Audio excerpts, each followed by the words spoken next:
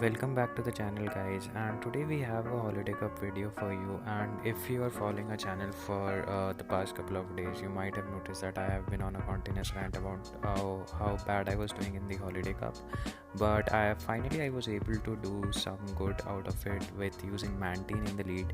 And the reason behind using Mantine is Mantine can do a lot of damage to Altarias as well as Alolan Marowak, both of which are very common, and it has a debuff chance as well with the Bubble Beam. So I think it's a really interesting Pokemon to use, but we do have to watch out for those electric types, because those electric types will do double super effective damage on the Mantine.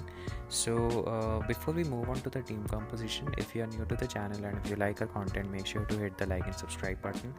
And if you want to interact with me, there is a link to the Battleset Discord server in the description down below, so do make sure to check out that. And moving on to the team composition, the team which we are using today with Mantine is Stunfisk and Vigoroth. So Vigoroth we will use mostly as a safe swap, and Stunfisk will be used to cover those electric types, especially Alolan Graveler. And this team has a weakness to Frostlass in the back in my opinion, because Frostlass will hit pretty hard on Stunfisk, and Vigoroth will not do a lot of damage to it. So definitely you do need to watch out for those Frostlass in the back. And if we speak in terms of PvPoke rating, the rating is pretty neutral. I think it does pretty decent in almost all the areas. You can run Stunfisk with Thundershock instead of Mud Bomb to have some additional water type coverage of Lapras and Dewgong, but I really like Mudshot because of those electric types as well as Alolan Marowak. But Thundershock, I think in my opinion, is almost will do well with this team also. So that's about for the team composition, and now let's move on to the battles to see how the battle goes. So we are in an Alolan Marowak lead, and this lead is very favorable for Mantine, and the play here is pretty simple, that you go straight Bubble Beam, and this will debuff the Alolan Marowak's attack by a lot. And these Shadow Wounds will not do a lot of damage after those debuffs. So this is really a positive lead for Mantine. And now since the opponent has swapped into Wigglytuff, I go for Bubble Beam just to debuff this Wigglytuff and come in with Vigoroth to do a lot of damage with those counters, and Body Slam damage will really add up over time. So this one is looking really good for us, and we will be able to farm down this Wigglytuff, which is really good because Vigoroth with energy is pretty dangerous. And I can let go of this Bone Club, because Bone Club will not KO us, and we will be able to get to a Bulldoze. So this will either grab the last shield of the opponent or knock down the Alolan Marowak, which is really good. And they have an obstacle in the back. So what we can do here is we come in with Mantine, we shield this potential Night Slash, and go with Bubble Beam just to debuff the Obstagoon's attack. And now I can come in with Stunfisk safely, and Bubble Beams as well as the bubbles have done a lot of damage to this Obstagoon.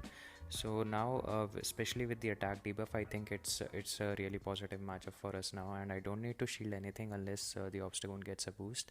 And even if it gets a boost, it will not be a 2-stage, it will be just a 1-stage boost, because we have already debuffed it by 1 stage. So that's why Mantine, in my opinion, is pretty amazing in this meta, because there are a lot of things that Mantine has a neutral matchup against, and will do very good against it, especially with that Bubble Beam debuff. So yeah, good game. Moving on to the next one, let's see what do we get. And we are in a Charizard lead, so very favorable lead for us, and I think it's a Fire Spin Charizard as well.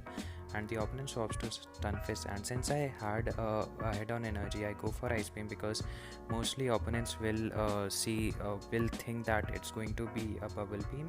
So going with Ice Beam definitely chipped away at that Stunfisk, and now we are in a very strong position, because this Stunfisk, we will be able to farm down this Stunfisk completely. And since I did not want to take a risk of getting hit with the Mud Bomb or a Discharge, I throw this Body Slam, because we do have a Mantine in the back, and Vigoroth will do some lot of damage with with those Body Slams.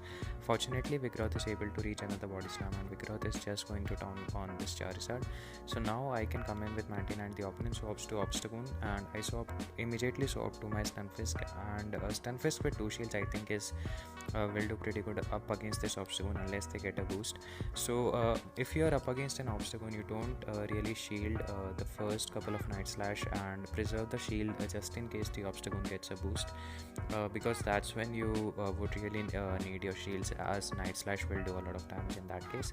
So now the opponent invests their last shield on the obstacle, and I let go of my Stunfisk because there is plenty of energy on my Mantine, and now I can farm some extra energy off of this obstacle and go for Ice Beam just to take the obstacle out. And I think Charizard is barely in the Bubble Beam range, so I think I go for Shield just for a potential Blast One. Dragon Claw would not have killed, but I didn't know how much damage would a Blast One do, so that's why, just to be on the safe side, I invested a shield. So yeah, good game.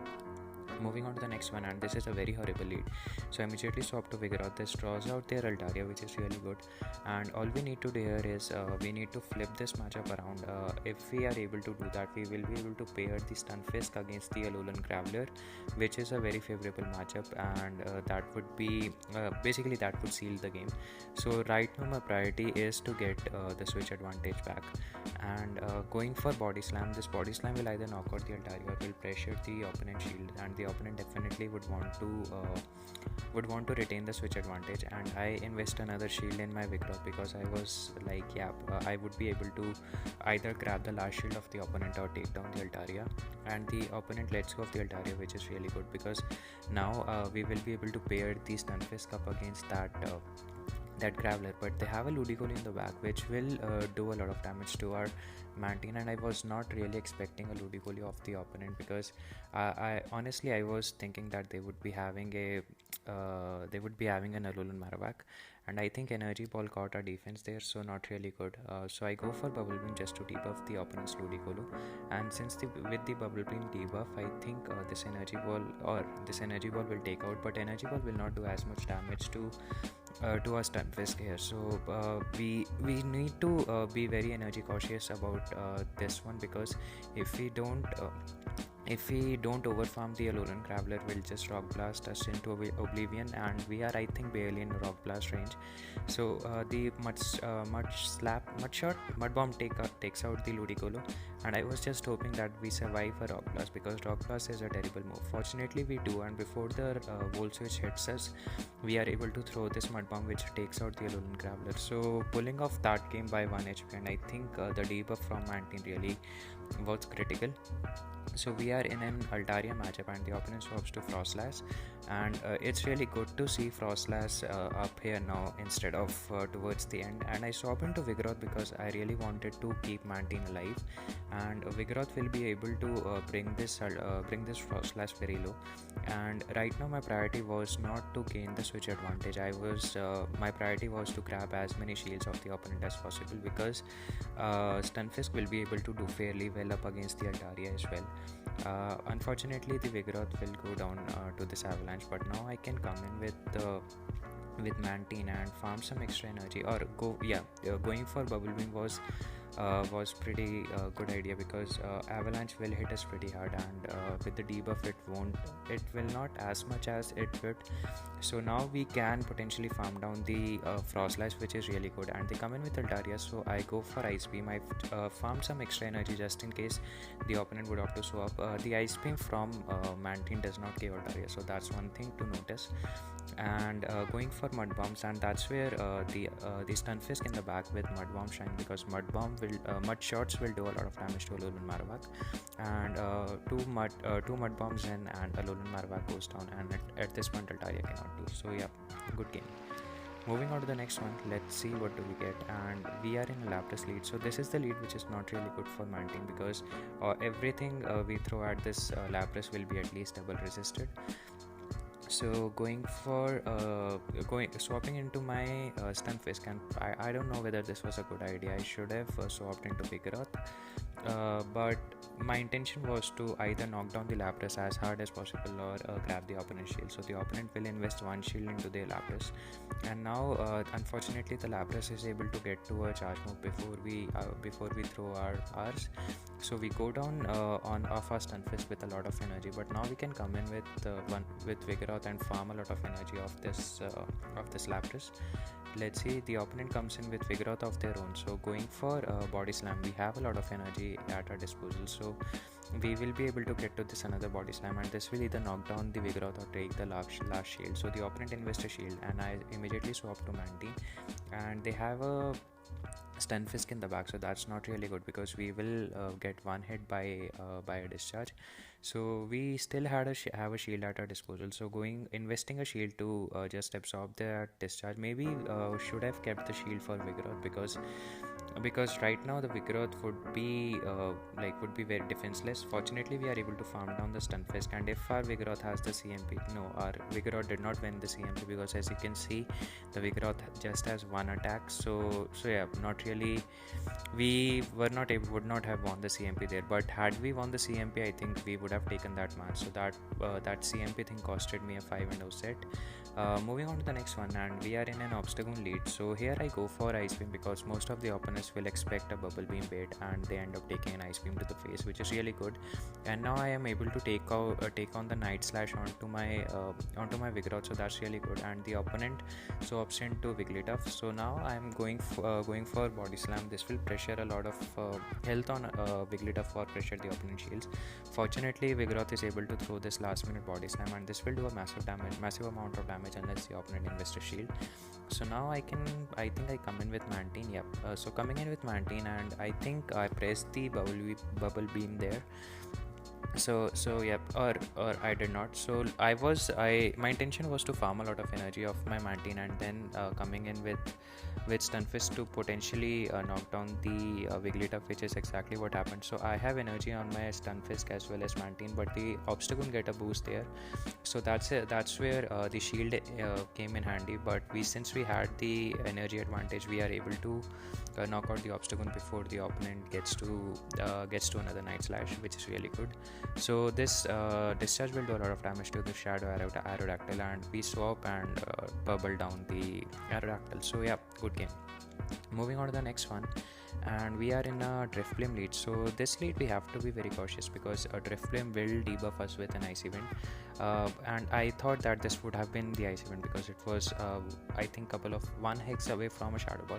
So going for Ice Beam, and I think the opponent expected a bait or did not expect the debuffed Ice Beam to do that much amount of damage, and we absorb this. We invest a shield in our Mantine, and we bubble down the Drift Flame, and we have a lot of energy of our Mantine, and in comes Wigglytuff. So I debuff this Wigglytuff's attack and swap into Vigoroth, and the opponent comes in with Snorlax, and we do need to watch out potential super power coming in from Snorlax. It will do a lot of damage to your Vigoroth. I think it one hits the Vigoroth, I'm not sure. Maybe it will not one. Maybe a super power from Snorlax will not one hit, but they go for a Body Slam, and I go for a Body Slam of my own just to avoid a potential super power, and the opponent invests a shield as well, so that's really good. And I think that was a CMP there, so even better because now we will be able to counter down these Snorlax, and in comes Wigglytuff, and Wigglytuff will take a lot of damage from this Body Slam. So the opponent does not shield, and I immediately make a swap to Stunfisk. And going for Mud Bomb, this will pressure the opponent's last shield. So the opponent will invest a shield, and I think we can survive an Ice Beam. Let's see if we do. Stunfisk survives an Ice Beam, but we are not able to throw that mud bomb before going down. So now I was thinking of coming in with Mantine. I had really no idea of how much energy it had, but one bubble away, and and we are able to knock down the Wigglytuff. So yeah, good game. Moving on to the next one, and we are in a Skarmory lead. So this lead favors I don't think that it favors Mantine, because Skarmory wins a CMP against it at Sky Attack will do a decent amount of damage to Mantine. So I go for Ice Beam there, expecting no shield from the opponent's end, which they do. And now I think I go for Bubble Beam just to debuff the Skarmory's attack, but unfortunately, as I said, this Skarmory wins the CMP.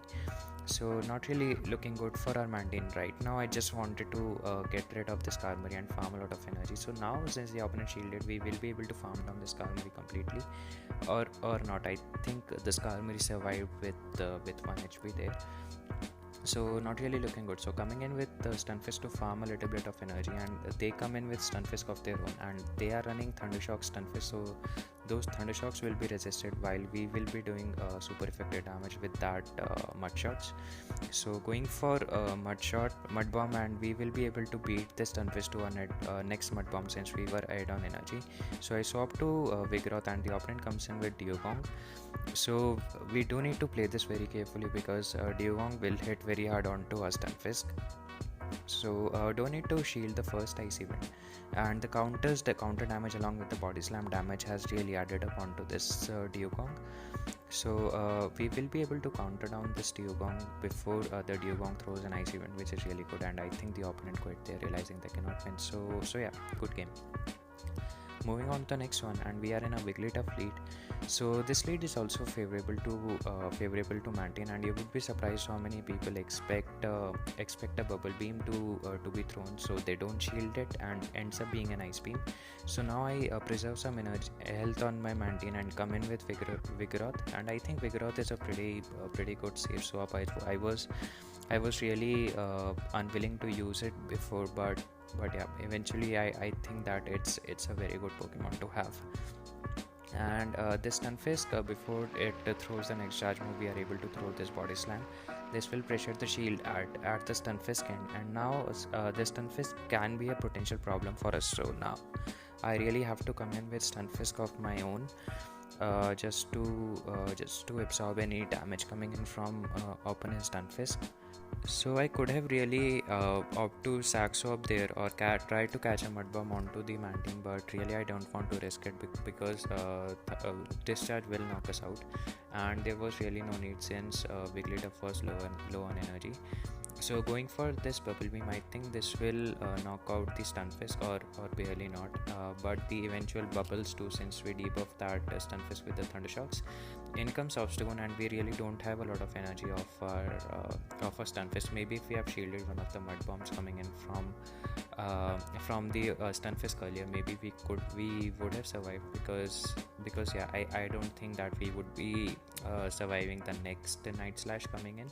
So yeah, I think it was still pretty close, and I think if we had shielded the mud bomb coming in from Stunfisk, we would have taken that match.